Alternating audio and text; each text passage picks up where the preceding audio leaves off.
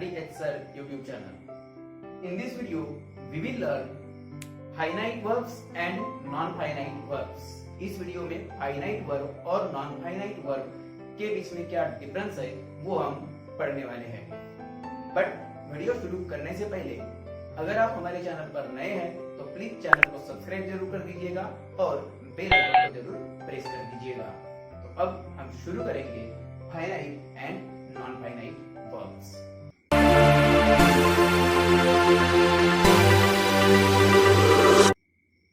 तो जैसा कि आप जानते हैं जो वर्ब्स है, वर्ब मतलब कि क्रिया, वर्ब यानी कि क्रिया जो है वो ग्रामर में, इंग्लिश के ग्रामर में या किसी भी लैंग्वेज में जो क्रिया है वो बहुत इंपॉर्टेंट रोल प्ले करती है। इंग्लिश में भी जो वर्ब है, वर्ब के सिवा कोई भी सेंटेंस कंप्लीट नहीं हो सकता। वर्ब क्या करता है? वर्ब सेंटेंस को कंप्लीट करने का, पूरा करने का कार्य करता है। और जो वर्ब है, वर्ब को दो तरीके से, मतलब वर्ब के काइंड अगर हम देखेंगे तो वर्ब के काइंड ट्रांजिटिव और इंट्रांजिटिव वर्ब है, जो कि हमारे इस वीडियो का टॉपिक नहीं है। पर वर्ब को ट्रांजिटिव और इंट्रांजिटिव काइंड्स के अलावा दो और टाइप में डिवाइडेड या क्लासिफाइड किया गया है। कौन से टाइप है वो? जैसा कि आप देख सकते हैं, finite and non finite verbs. तो इन्हीं दो क्या बोलेंगे टाइप्स में क्लासिफाई किया गया है, मतलब वर्गीकृत किया गया है वर्ब्स को, यानी कि क्रिया को। अब वर्ब के दो प्रकार हमने, आप जैसा कि ग्रीन बोर्ड पर देख सकते हैं,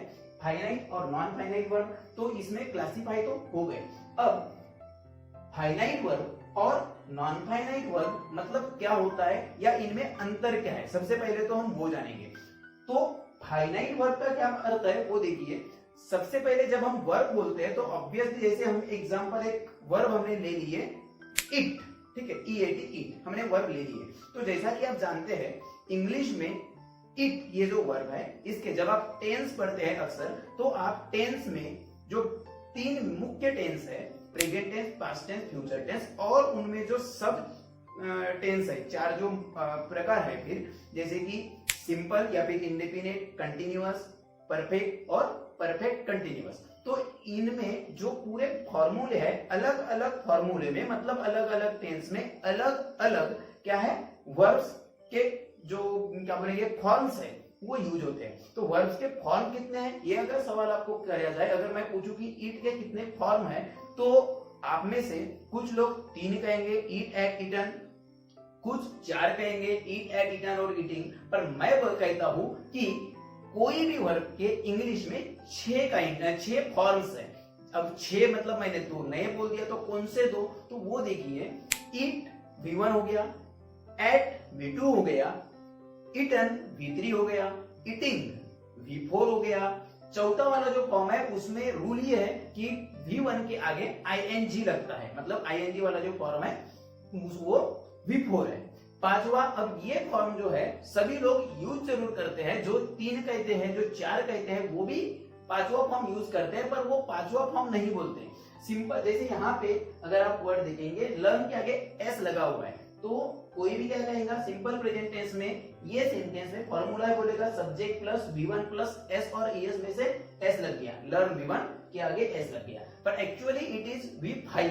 तो V5 जो है सिंपल प्रेजेंट टेंस में थर्ड पर्सन सिंगुलर जो नाउन या प्रोनाउन जो सब्जेक्ट है उनके साथ हम जो वर्ब यूज करते हैं, एस और ईएस वाला जो फॉर्म हम कह सकते हैं वही है V5। और 6th फॉर्म जो है वो है जो to eat eat V1, ate V2, eaten V3, eating V4, eats V5 और 6th फॉर्म है टू ईट। तो ये तो हो गए वर्ब के 6 फॉर्म, ठीक है। अब फाइनाइट वर्ब और नॉन फाइनाइट वर्ब में अंतर क्या है? तो जब हम पहले फाइनाइट वर्ब की बात कर ले, फाइनाइट वर्ब का मतलब होता है कि जो हम टेंस पढ़ते वक्त या कोई भी चीज करते वक्त, कोई भी चीज पढ़ते वक्त हम जो वर्ब यूज करते हैं अक्सर, वो वर्ब है फाइनाइट वर्ब। अगर मैं सिंपल लैंग्वेज में कहूं तो यही हम कह सकते हैं कि ऐसा वर्ब जो सब्जेक्ट का जेंडर, नंबर और टेंस के हिसाब से बाउंड है, मतलब बंधा हुआ है ना, उसको कहते हैं फाइनाइट वर्ब। जैसे यहाँ पे हम एग्जांपल ये अगर कहें, टेंस के हिसाब से हम जैसे कहेंगे ही लर्न्स टू रीड, पर दे आर लर्निंग। तो यहाँ देखिए लर्न, ये जो वर्ब है, ये लर्न वर्ब में यहाँ पे लर्न का फॉर्म यहाँ पे चेंज हुआ, लर्न मतलब यहाँ पे V1 आया है, यहाँ सॉरी V5 आया है और यहाँ पे V4 आया है, जबकि इधर V1 आया है।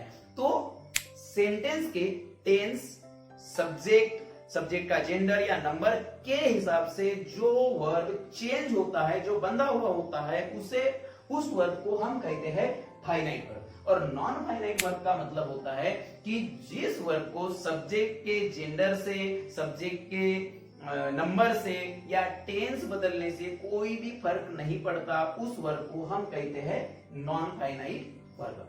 अब जैसा कि हमने स्टार्टिंग में भी कहा, जैसा कि हमें पता है कि वर्ब क्या करता है, किसी भी सेंटेंस को कंप्लीट करता है, पूरा करता है। वर्ब के सिवा सेंटेंस कंप्लीट नहीं होता। तो वो वर्ब कौन सा है? वो वर्ब है फाइनाइट वर्ब। फाइनाइट वर्ब के सिवा कोई भी सेंटेंस कंप्लीट नहीं होता। और जो नॉन फाइनाइट वर्ब है, नॉन फाइनाइट वर्ब अगर सेंटेंस में रहा तो भी चलता है, नहीं रहा तो भी सेंटेंस को उसका कोई बहुत ज्यादा फर्क नहीं पड़ता। पर हाँ, सेंटेंस में ये भी इंपॉर्टेंट रोल प्ले करता है। पर सेंटेंस को पूरा करने के लिए नॉन फाइनाइट वर्ब अगर नहीं भी रहा तो भी चलता है।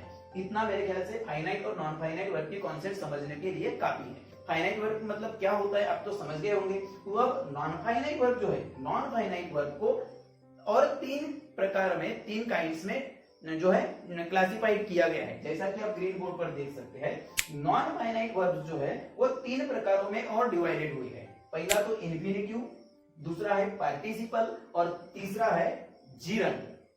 अब ये इन्फिनिटिव, पार्टिसिपल और जीरंड क्या है वो हम देखेंगे। उसके पहले वो देख ले कि इन्फिनिटिव हमने जो एग्जांपल हमने लिखे हैं वहां आपको समझ में आ जाएगा। इन्फिनिटिव क्या करता है? इन्फिनिटिव मतलब जो वर्ब के 6 फॉर्म है, उन 6 फॉर्म में से जो 6वां फॉर्म है V6, जिसके पहले जो हमेशा टू के साथ लगा हुआ होता है। जैसे मैंने ईट बोला था तो ईट का 6वां फॉर्म टू ईट, प्ले अगर होगा तो टू प्ले, गो होगा तो टू गो।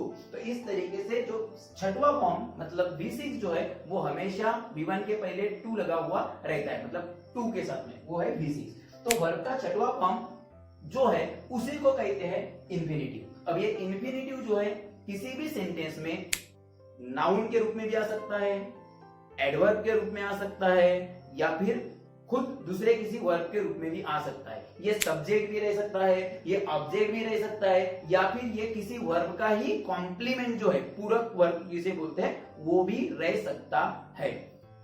दूसरा है पार्टिसिपल। अब पार्टिसिपल के और 2 प्रकार है। पार्टिसिपल को टेंस के हिसाब से और 2 प्रकारों में डिवाइड किया गया है। पहला है प्रेजेंट पार्टिसिपल और दूसरा है पास्ट पार्टिसिपल। अब जो प्रेजेंट पार्टिसिपल है इसके लिए भी रूल है।